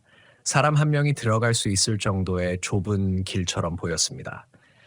그 길은 계곡물이 흐르는 방향과 반대쪽으로 이어지고 있었습니다. 그리고 그곳이 바로 오래전 실종자가 마지막으로 사라졌다고 기록된 방향과 같았습니다. 저는 그제야 깨달았습니다. 그 회색 형체가 계속 가리고 있었던 것은 사람이 아니라 길이었습니다. 누군가를 부르는 길, 누군가가 사라진 길, 그리고 어쩌면 아직도 아무도 정확히 확인하지 않은 길. 민석은 그 사진을 보내고 다시는 연락하지 않았습니다. 저 역시 아무것도 묻지 않았습니다. 우리가 그 길을 직접 확인할 필요는 없다고 생각했습니다. 그곳에 무엇이 있었는지 알아내는 것이 지금의 우리에게 어떤 의미가 있는지도 모르겠습니다. 중요한 건 우리가 그날 그 길로 들어가지 않았다는 사실입니다. 그리고 저는 그 사실에 감사하게 생각합니다. 가끔 생각합니다. 만약 그날 회색 옷을 입은 사람이 우리를 부르고 있었다면 우리는 아마 더 안쪽으로 들어갔을 겁니다. 하지만 그 사람은 우리를 부르지 않았습니다. 오히려 계속 뒤쪽을 가리켰습니다. 어쩌면 그건 경고였을지도 모릅니다. 어쩌면 아무 의미도 없었을지도 모릅니다. 저는 아직도 어느 쪽인지 모릅니다. 다만 그날 이후 제 삶에서 한 가지가 달라졌습니다. 이상한 일이 생겼을 때 반드시 답을 찾아야 한다는 생각을 버렸습니다. 모든 의문이 해답을 필요로 하는 것은 아닙니다. 어떤 장소는 다시 가지 않는 것으로 충분하고 어떤 목소리는 대답하지 않는 것으로 충분하며 어떤 기억은 억지로 끝까지 들여다보지 않는 것으로 충분합니다. 저에게 포천 계곡은 그런 곳입니다. 그곳에서 실제로 귀신을 만났는지, 오래전 사고의 흔적을 본 것인지, 아니면 두 사람이 피곤하고 겁에 질린 상태에서 평범한 현상을 이상하게 받아들인 것인지 저는 지금도 판단하지 못합니다. 하지만 그날 이후 저는 물소리를 들을 때마다 잠시 멈춥니다. 그리고 누군가 제 이름을 부르는 것 같으면 대답하지 않습니다. 혹시 정말 아는 사람이 부르는 것이라면 그 사람이 다시 한번 부를 겁니다. 그때 확인해도 늦지 않습니다. 하지만 산속에서 사람이 있을 이유가 없는 곳에서 내 이름을 정확하게 알고 있는 목소리가 들린다면 저는 이제 절대로 그 목소리를 따라가지 않습니다. 왜냐하면 제가 아직도 기억하고 있기 때문입니다. 그날 포천 계곡에서 회색 옷을 입은 사람이 물속에 서서 마지막으로 가리키고 있던 방향을, 그리고 그 방향에는 제가 끝내 보지 않은 길이 있었습니다. 그런데 그 길에 대해서는 제가 한 가지를 잘못 알고 있었습니다. 저는 그 길이 오래전에 사라진 줄 알았습니다. 사람이 거의 다니지 않는 산길이고 계곡 안쪽으로 이어지는 작은 길이니 시간이 지나면서 자연스럽게 없어졌을 거라고 생각했습니다. 그런데 사건이 있은 지 몇 년 뒤 우연히 오래된 지역 지도를 보다가 그 길이 아직도 표시되어 있다는 것을 알게 됐습니다. 지도에는 아주 가느다란 선으로 표시되어 있었습니다. 정식 등산로도 아니었고 이름이 붙은 길도 아니었습니다. 그저 계곡에서 산 안쪽으로 올라가는 작은 길이었습니다. 저는 지도를 보면서 한동안 화면에서 눈을 떼지 못했습니다. 그리고 그 길 끝에 작은 지형 표시 하나가 있는 것을 발견했습니다. 낡은 산장터였습니다. 지금은 흔적만 남았다고 적혀 있었습니다. 그 순간 오래전 그 남자가 했던 말이 떠올랐습니다. 실종된 동생을 마지막으로 본 곳이 계곡이었다고 했습니다. 그는 동생이 사라진 정확한 위치를 설명하지 않았습니다. 그저 계곡 안쪽이었다고만 했습니다. 그런데 지도에 표시된 길은 우리가 처음 그늘막을 발견했던 장소에서 이어지고 있었습니다. 저는 갑자기 이상한 생각이 들었습니다. 혹시 우리가 그날 발견했던 그늘막이 예전에 사람들이 사용하던 흔적이었다면 그 길은 어디까지 이어졌던 것일까? 그리고 그 길 끝에 있던 산장터는 어떤 곳이었을까? 그날 밤 저는 한참 고민하다가 결국 그 지도를 저장했습니다. 다시 확인하지 않으려고 했지만 이미 머릿속에 들어온 뒤였습니다. 며칠 동안 계속 생각났습니다. 결국 민석에게 연락했습니다. 그 길 기억나? 민석은 한동안 대답하지 않았습니다. 무슨 길? 계곡에서 산 안쪽으로 들어가던 길. 전화기 너머가 조용해졌습니다. 그리고 민석이 말했습니다. 너도 봤어? 그 말에 저는 순간 소름이 돋았습니다. 뭘? 나 그날 사진에서 봤어. 저는 아무 말도 하지 않았습니다. 민석은 오래된 사진을 다시 확대해 봤다고 했습니다. 회색 형체가 가리키고 있던 곳, 그 나무 사이에 난 길.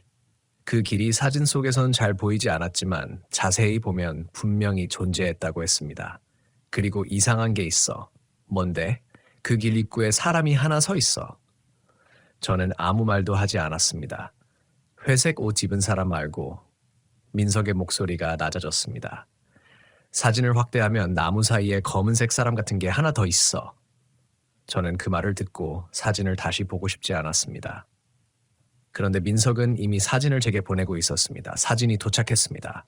저는 몇 분 동안 열지 않았습니다. 결국 화면을 켜고 사진을 열었습니다. 처음에는 아무것도 보이지 않았습니다. 그저 오래된 계곡 사진이었습니다. 그늘막, 나무, 물, 회색 형체, 그리고 그 뒤에 어두운 길. 저는 화면을 확대했습니다. 한 번, 두 번, 세 번.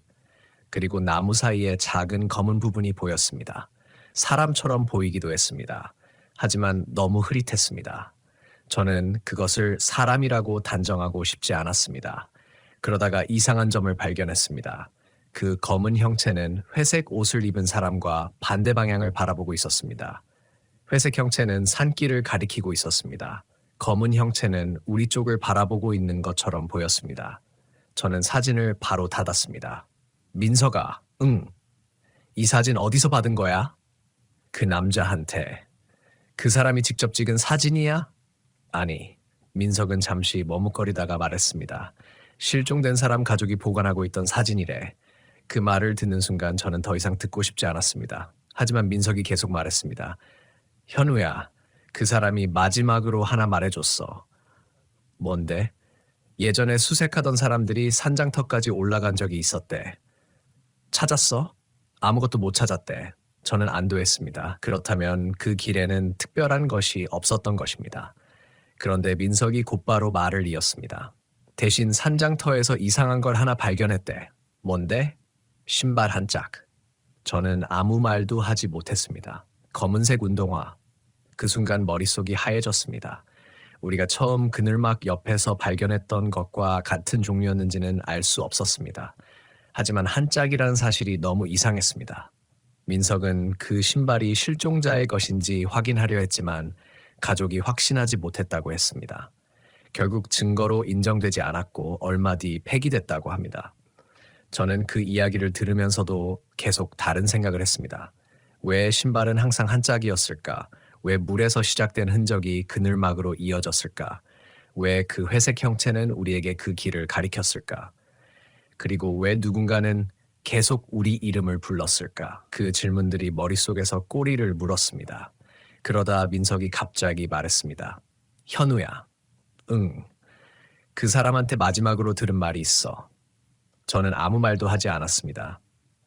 그 길은 예전부터 사람들이 잘 안 갔대. 왜? 산장에 사람이 살던 시절부터 이상한 소리가 들렸다고 했어. 저는 그 말을 듣고도 바로 믿지는 않았습니다. 오래된 산장이라면 바람 소리나 동물 소리도 이상하게 들릴 수 있습니다. 사람이 없는 곳에서는 작은 소리도 크게 들립니다. 하지만 민석이 말한 다음 문장 때문에 저는 아무 말도 할 수 없었습니다. 그 소리가 항상 사람 이름을 불렀대. 저는 눈을 감았습니다. 그 순간 다시 그 여름날의 계곡이 떠올랐습니다. 처음 들었던 울음소리, 계곡물에 섞여 들리던 목소리, 현우야. 그리고 뒤에서 들렸던 목소리, 현우야, 여기야. 그때 저는 우리가 그 소리를 처음 들은 장소가 어디였는지 다시 떠올렸습니다. 그늘막보다 조금 아래쪽이었습니다. 그리고 그 길의 입구와 아주 가까웠습니다. 어쩌면 처음부터 우리에게 길을 보여주고 있었던 것인지도 모릅니다. 그날 우리가 들었던 소리는 단순히 계곡 안쪽에서 들려온 것이 아니라 그 길에서 흘러나온 소리였을 수도 있습니다. 그렇다면 우리가 처음 들었던 울음소리도 설명할 수 있을 것 같았습니다. 누군가 길 안쪽에서 울고 있었던 것. 그리고 우리가 그쪽으로 다가가자 목소리가 더 가까워졌던 것. 하지만 그 생각을 받아들이는 순간 더 무서운 질문이 생겼습니다. 그렇다면 그 회색 형체는 누구였을까? 왜 우리를 그 길로 데려가지 않았을까? 오히려 왜 그 길을 가리키면서도 우리가 접근하지 못하게 했을까? 저는 그 답을 찾으려고 하지 않았습니다. 그냥 그 이야기를 끝내고 싶었습니다. 그래서 민석에게 말했습니다. 우리 이제 진짜 그만하자. 민석도 동의했습니다. 그 뒤로 한동안 연락이 없었습니다. 그리고 저는 다시 평범한 생활을 했습니다. 하지만 마음 한구석에서는 계속 생각했습니다. 혹시 내가 직접 가서 확인하면 모든 것이 끝나는 건 아닐까? 사람은 이상한 존재입니다. 무서운 것을 피하면서도 동시에 확인하고 싶어 합니다. 특히 자신이 이해하지 못한 사건이라면 더 그렇습니다. 저 역시 그랬습니다. 하지만 이번에는 가족이 있었습니다. 저 혼자였다면 모르겠습니다. 아마 언젠가 다시 그곳에 갔을지도 모릅니다. 하지만 아이가 생기고 나서는 달라졌습니다. 제가 무언가를 확인하려고 위험한 곳에 들어가는 행동이 더 이상 제 개인적인 선택이 아니라고 생각하게 됐습니다. 그래서 포기했습니다. 그 길을 직접 확인하는 것을.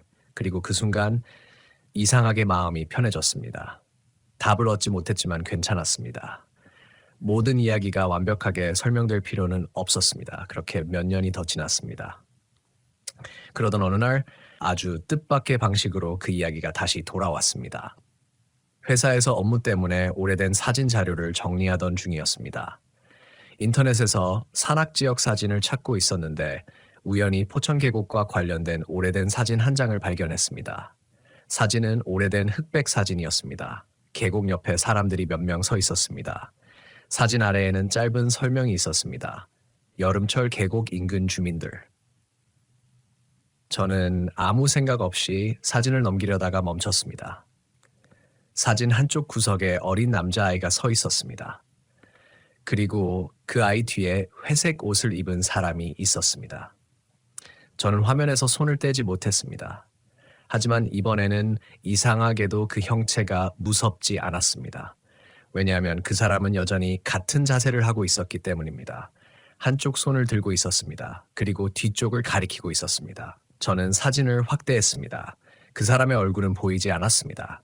하지만 그 옆에 있던 어린아이의 표정이 눈에 들어왔습니다. 아이 역시 뒤를 돌아보고 있었습니다. 마치 누군가를 보고 있는 것처럼. 그리고 그 순간 저는 사진 아래에 적힌 날짜를 확인했습니다. 우리가 포천 계곡에 갔던 날보다 훨씬 오래 전이었습니다. 수십 년 전. 그때 저는 처음으로 한 가지 가능성을 생각했습니다. 혹시 그 회색 형체는 사람들을 부르는 존재가 아니라 계속해서 누군가에게 무언가를 경고하고 있는 존재였던 것은 아닐까? 그렇다면 우리가 들었던 목소리의 의미도 조금 달라집니다.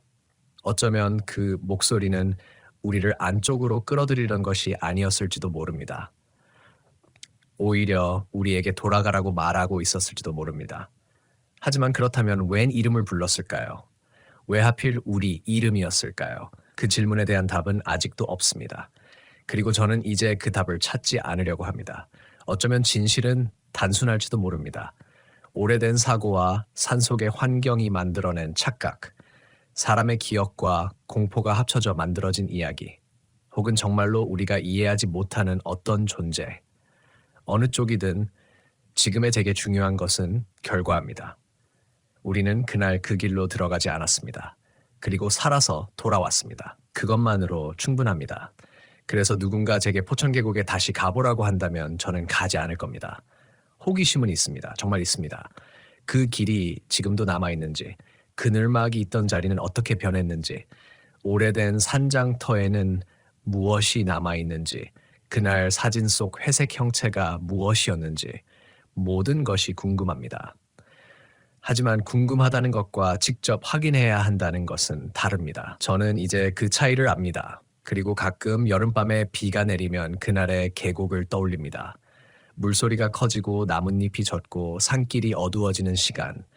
그때면 아주 오래전 들었던 목소리가 기억납니다. 현우야. 저는 그 목소리를 아직도 정확히 기억합니다. 하지만 이제는 그 목소리가 들려오는 방향을 찾지 않습니다. 그저 창문을 닫습니다. 불을 켭니다. 가족이 있는 방으로 갑니다. 그리고 평범한 일상을 계속합니다. 어쩌면 그것이 가장 좋은 결말인지도 모릅니다. 귀신이 있었는지 없었는지 증명하지 못한 채 끝나는 이야기. 누가 옳았는지 판단하지 못한 채 남겨두는 기억, 그리고 다시는 그 길을 확인하지 않는 것. 저는 그 정도면 충분하다고 생각합니다. 다만 한 가지는 지금도 마음에 남아 있습니다.